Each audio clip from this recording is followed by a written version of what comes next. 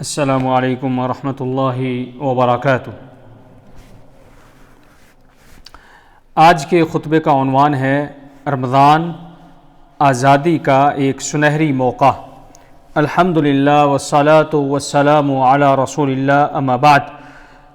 بے شک تمام تعریفیں اللہ کے لیے ہیں، ہم اس کی حمد بیان کرتے ہیں، اسی سے مدد طلب کرتے ہیں، اسی سے بخشش مانگتے ہیں، اسی کی طرف توبہ کرتے ہیں۔ جسے اللہ ہدایت دے اسے کوئی گمراہ نہیں کر سکتا، اور جسے وہ گمراہ کر دے اسے کوئی ہدایت دینے والا نہیں۔ میں گواہی دیتا ہوں کہ اللہ کے سوا کوئی معبود برحق نہیں، وہ یکتا ہے، اکیلا ہے، اس کا کوئی بھی شریک نہیں۔ اور میں یہ بھی گواہی دیتا ہوں کہ جناب محمد رسول اللہ صلی اللہ علیہ وسلم اللہ تعالیٰ کے بندے اور اس کے آخری رسول ہیں۔ اللہ تعالیٰ آپ پر، آپ کی آل پر اور تمام صحابہ کرام پر ڈھیروں درود و سلامتی نازل فرمائے۔ حمد و ثنا کے بعد میں تمہیں اور اپنے آپ کو اللہ سے ڈرنے کی وصیت کرتا ہوں، کیونکہ یہ زمین و آسمان کی برکتوں کے ظاہر ہونے کا سبب ہے۔ اللہ تعالیٰ قرآن مجید میں ارشاد فرماتے ہیں وَلَوْ أَنَّ أَهْلَ الْقُرَىٰ آمَنُوا وَاتَّقَوْا لَفَتَحْنَا عَلَيْهِمْ بَرَكَاتٍ مِّنَ السَّمَاءِ وَالْأَرْضِ، اور اگر بستیوں کے لوگ ایمان لے آتے اور تقوی اختیار کرتے تو ہم ان پر آسمانوں اور زمین کی برکتوں کے دروازے کھول دیتے۔ اللہ کے بندو، یہ آزادی کا مہینہ ہے، دل کی سعادت کا مہینہ ہے، نیک لوگوں کے لیے لذت کا مہینہ ہے، اور آزاد لوگوں کی تربیت گاہ ہے۔ یہ رمضان کا مہینہ ہے۔ بے شک رمضان گناہوں کے بوجھ سے نجات پانے کا سنہری موقع ہے، دلوں کے راز جاننے والے اللہ کی طرف توبہ کرنے کا وقت ہے، اور بدبخت ہے وہ جو مغفرت کے مہینے میں بھی توبہ سے محروم رہے۔ رسول اللہ صلی اللہ علیہ وسلم نے ارشاد فرمایا راغم انف رجل دخل علیہ رمضان ثم انسلخ قبل ان یغفر له، اس شخص کی ناک خاک آلود ہو، یعنی وہ ہلاک ہو جائے جس پر رمضان کا مہینہ آئے اور وہ گزر جائے اس سے پہلے کہ اس کی مغفرت ہو جائے۔ رواہ الترمذی۔ رمضان بندوں سے سوال کرنے سے نکل کر بندوں کے رب سے سوال کرنے کا موقع ہے۔ اللہ تعالیٰ ارشاد فرماتے ہیں وَإِذَا سَأَلَكَ عِبَادِي عَنِّي فَإِنِّي قَرِيبٌ، اور جب میرے بندے میرے بارے میں آپ سے پوچھیں تو کہہ دیجئے میں قریب ہوں۔ یہ آیت روزے کے احکام کے درمیان آئی ہے، اور اس میں اس بات کی طرف اشارہ ہے کہ روزے دار کی دعا قبول ہونے کی امید ہے، اور رمضان کے مہینے میں مانگی گئی دعائیں مقبول ہونے کا امکان زیادہ ہے۔ رمضان روحوں کی آزادی کا موقع ہے۔ یہی وہ مہینہ ہے جس میں قرآن نازل کیا گیا تاکہ انسان کو اندھیروں اور گمراہی کی قید سے نکال کر یقین اور ہدایت کے نور کی طرف لے جایا جائے۔ اللہ تعالیٰ ارشاد فرماتے ہیں کتاب انزلناہ الیک لتخرج الناس من الظلمات الی النور، یہ ایک کتاب ہے جسے ہم نے آپ پر نازل کیا ہے تاکہ آپ لوگوں کو اندھیروں سے نکال کر روشنی کی طرف لے آئیں۔ رمضان نفس کو جسم کی قید سے نکال کر روح کی وسعتوں میں لے جانے اور مخلوق کی نگرانی سے نکل کر خالق کی نگرانی میں آنے کا موقع ہے۔ اللہ تعالیٰ ارشاد فرماتے ہیں، حدیث قدسی ہے الا الصوم فإنه لي وأنا أجزي به يدع شهوته وطعامه من أجلي، مگر روزہ میرے لیے ہے اور میں ہی اس کی جزا اور اجر دوں گا، وہ اپنی خواہش اور کھانے کو میرے لیے چھوڑتا ہے۔ رواہ البخاری و مسلم۔ رمضان برائی پر اکسانے والے نفس کے شر سے آزادی اور اس کی قید سے نجات پانے کا بہترین ذریعہ ہے، بہترین موقع ہے۔ اللہ تعالیٰ ارشاد فرماتے ہیں فَلَقْتَحَمَ الْعَقَبَةَ، پس اس نے گھاٹی میں داخل ہونے کی ہمت کیوں نہ کی۔ مفسرین رحمہ اللہ فرماتے ہیں هَذَا مَثَلٌ ضَرَبَهُ اللَّهُ لِمُجَاهَدَةِ النَّفْسِ، یہ مثال اللہ نے نفس سے جہاد کرنے کے لیے دی ہے۔ رمضان دل کو کینہ، حسد، غصہ اور انتقام کی زنجیروں سے آزاد کرانے کا موقع ہے۔ نبی اکرم صلی اللہ علیہ وسلم نے ارشاد فرمایا اذا اصبح احدکم یوما صائما فلا يرفث ولا يجهل فإن امرؤ شاتمه أو قاتله فليقل إني صائم إني صائم. بس تم میں سے کوئی روزے رکھے تو فحش کلامی اور جہالت نہ کرے، اور اگر کوئی اسے گالی دے یا اس سے لڑے تو وہ کہہ دے میں روزے دار ہوں، میں روزے دار ہوں. رواہ البخاری و مسلم. خلص فؤادک من غل ومن حسد، اپنے دل کو کینے اور حسد سے پاک کر لو. فالغل فی القلب مثل الغل فی العنق، کیونکہ دل میں کینہ گردن کی زنجیروں کی مانند ہوتا ہے. اور رمضان گناہوں کی ذلت سے نکل کر تقوی کی عزت حاصل کرنے کا موقع ہے. اللہ تعالیٰ ارشاد فرماتے ہیں کتب علیکم الصیام کما کتب علی الذین من قبلکم لعلکم تتقون، تم پر روزے فرض کیے گئے ہیں جیسے تم سے پہلے لوگوں پر فرض کیے گئے تھے تاکہ تم تقوی اختیار کرو. بعض سلف صالحین رحمہ اللہ نے فرمایا ما اخرج اللہ عبدا من ذل المعاصی الى عز التقوی الا اغناہ بلا مال وعزہ بلا عشیرت وآنسہ بلا انیس.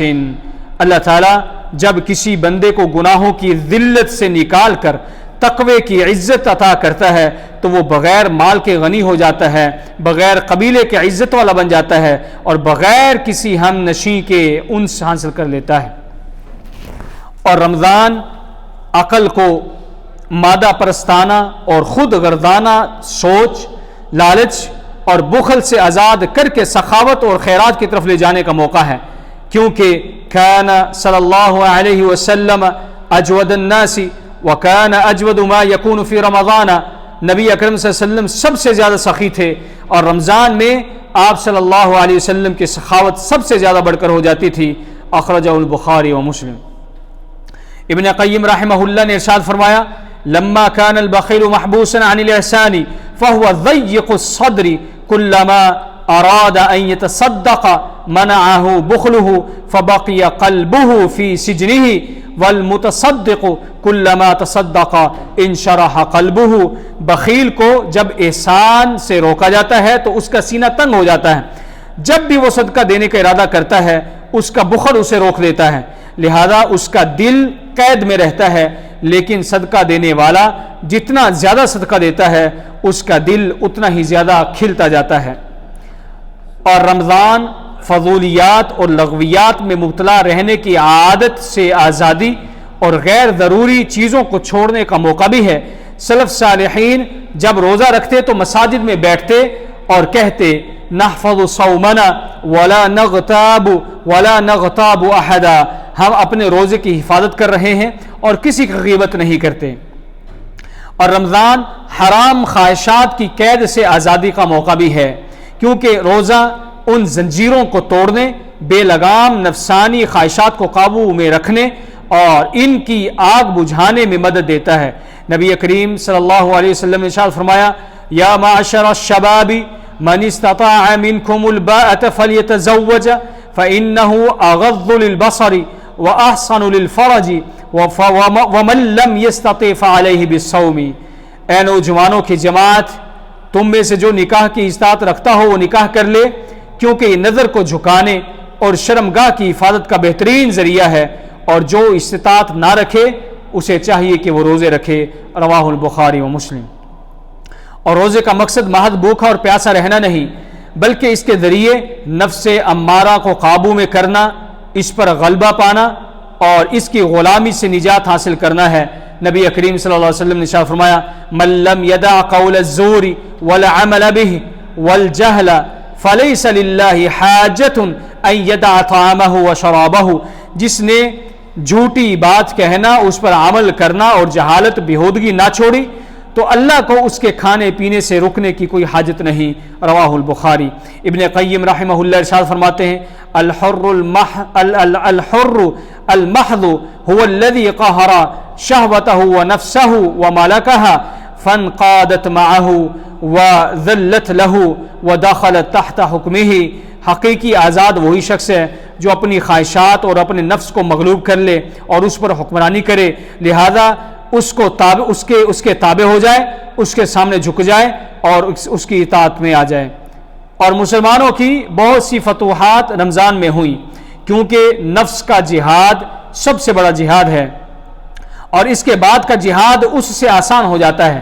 ابن رجب رحمہ اللہ فرماتے ہیں وَعَلَمَ أَنَّ الْمُؤْمِنَ يَجْتَمِعُ لَهُ فِي شَهْرِ رَمَضَانَ جِهَادَانِ لِنَفْسِهِ جِهَادٌ بِالنَّهَارِ عَلَى الصَّوْمِ وَجِهَادٌ بِاللَّيْلِ عَلَى الْقِيَامِ، جان لو کہ مومن کے لیے رمضان کے مہینے میں دو جہاد ہوتے ہیں، دن کے وقت روزے کا جہاد اور رات کے وقت قیام یعنی عبادت کا جہاد۔ اور رمضان شیطان کی گرہوں اور اس کی انسان کو وسوسہ اندوزی سے آزادی حاصل کرنے کا موقع ہے۔ نبی اکرم صلی اللہ علیہ وسلم ارشاد فرماتے ہیں ان الشیطان یجری من ابن آدم مجری الدم، بلا شبہ شیطان ابن آدم کے جسم میں خون کی طرح گردش کرتا ہے، رواہ البخاری و مسلم۔ شیخ الاسلام ابن تیمیہ رحمہ اللہ ارشاد فرماتے ہیں لا ریب ان الدم يتولد من الطعام والشراب وإذا أكل أو شرب اتسعت مجاري الشياطين وإذا ذاقت انبعثت القلوب إلى فعل الخيرات وترك المنكرات۔ اس میں کوئی شک نہیں کہ خون کھانے اور پینے سے پیدا ہوتا ہے، اور جب انسان کھاتا یا پیتا ہے تو شیطان کے راستے کشادہ ہو جاتے ہیں، اور جب وہ کھانے پینے سے رکتا ہے تو دل نیکیوں کے عمل اور برائیوں کو چھوڑنے کے لیے آمادہ ہو جاتا ہے۔ اللہ کے بندو، جس نے رمضان کا حق ادا کیا اور اس میں ایمان و احتساب کے ساتھ کوشش کی، وہی اس سب سے بڑی قید سے آزاد پانے کا حقدار ہے، یعنی جہنم سے نجات اور جنت میں کامیابی۔ کیونکہ رمضان کے مہینے میں ایک منادی ندا دیتا ہے یا باغی الخیر اقبل و یا باغی الشر اقصر وللہ عتقاء من النار وذلک کل لیلۃ۔ اے نیکی کے طلبگار آگے بڑھ، اور اے برائی کے خواہش مند رک جا، اور اللہ کے کچھ ایسے بندے ہیں جنہیں اس مہینے میں آگ سے آزادی ملتی ہے، اور یہ ہر رات ہوتا ہے، رواہ الترمذی۔ لہذا یہ آپ کا سالانہ موقع ہے روحانی آزادی اور دائمی سعادت کے حصول کے لیے، کیونکہ جنت کے دروازے کھول دیے گئے ہیں، جہنم کے دروازے بند کر دیے گئے ہیں، اور شیاطین جکڑ دیے گئے ہیں۔